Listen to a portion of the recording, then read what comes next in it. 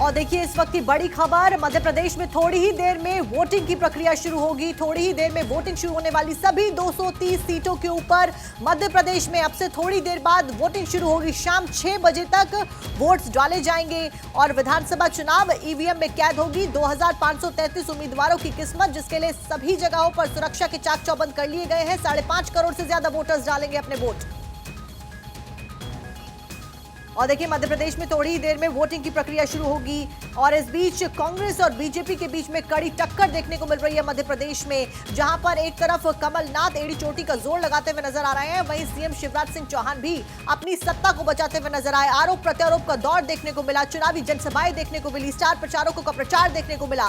5.5 करोड़ से ज्यादा वोटर्स मध्य प्रदेश में, जो कि 230 विधानसभा सीटों के लिए वोट डालते हुए नजर आएंगे। और इस बीच 2500 से ज्यादा प्रत्याशियों की किस्मत के ऊपर आज दांव शाम 6 बजे तक डाले जाएंगे वोट। खेड़ापति हनुमान जी महाराज की कृपा है और निकले हैं। वोटिंग की अपील करेंगे। भारतीय जनता पार्टी प्रचंड बहुमत से जीतेगी, भाजपा की सरकार मध्य प्रदेश में बनेगी।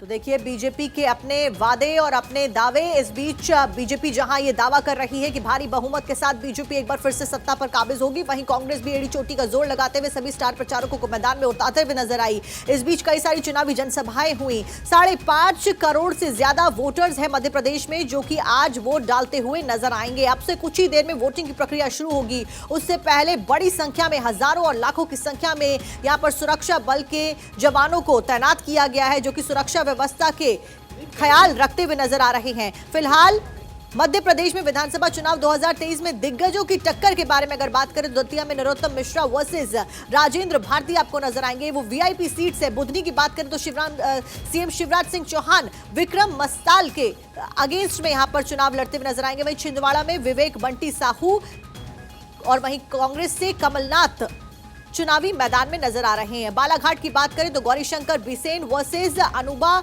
मुंजारे आपको मैदान में नजर आ रही हैं। निवास की बात करें तो फग्गन सिंह कुलस्ते वर्सेस चैन सिंह वरकड़े मैदान में नजर आ रहे हैं। तो कांग्रेस और बीजेपी ने अपनी वीआईपी सीट्स के ऊपर बड़े दिग्गजों को उतारा है। संतोष वरकड़े वर्सेस एकता ठाकुर सिहोरा सीट से नजर आ रहे हैं। तो ये वो दिग्गज नेता जो कि ये मैदान में उतरे हैं। शरद कोल वर्सेस राम लखन सिंह कांग्रेस की तरफ से। सीधी की बात करें तो सीधी भी वीआईपी सीटों में से एक सीट, रीति पाठक वर्सेस ज्ञान सिंह आपको नजर आएंगे। और देखिए आपसे कुछ देर पहले हम आपको खबर भी बता रहे थे कि सीधी में फिलहाल प्रत्याशियों के बीच में, कार्यकर्ताओं के बीच में, कांग्रेस और बीजेपी के कार्यकर्ताओं के बीच में झड़प की खबरें सामने आ रही थी, जिसमें पैसे को लेकर यह खबर सामने आई। चित्रकूट से बात करें तो सुरेंद्र सिंह गहरवार वर्सेस कांग्रेस से अपने प्रत्याशी।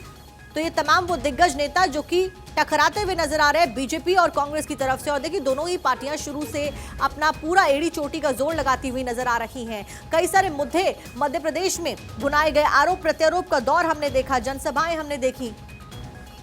और उस बीच वीवीआईपी सीट्स के बारे में अगर बात करें तो देखिए पाटन से भूपेश बघेल वर्सेस विजय बघेल। छत्तीसगढ़ की विधानसभा चुनाव, क्योंकि आज छत्तीसगढ़ में भी दूसरे चरण का चुनाव होना है, जहां पहले 30 सीटों के ऊपर चुनाव लड़ा गया, वहीं आज बची हुई 70 सीटों के ऊपर दूसरे चरण में वोट डाले जाने हैं। छत्तीसगढ़ में भी चुनाव की प्रक्रिया कुछ ही देर में शुरू होने वाली है। वीआईपी सीट छत्तीसगढ़ की कौन सी रहने वाली है, ग्राफिक्स के जरिए वो भी आपको बता रहे हैं।